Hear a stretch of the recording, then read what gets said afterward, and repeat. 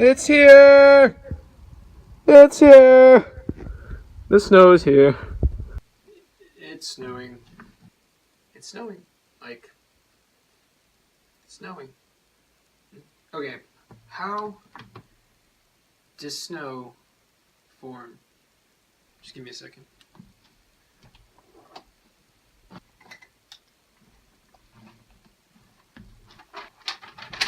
Alright, so snow works basic principles, okay? You need to be cold enough and you need there to be enough moisture, okay? So right now, Snowstorm Jonas is hitting the East Coast. So the ground doesn't have to be warm enough because the snow would just melt when it hits the ground. But it's cold enough that it's sticking and it's wet snow. So you have your moisture in the air with this thing. Moisture in the air. It's freezing as it's coming down. I don't know, I'm not a science major. So because of that, we're getting lots of snow.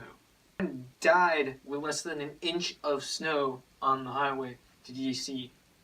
Now imagine with 3 feet, that's like 10 times, 100 times.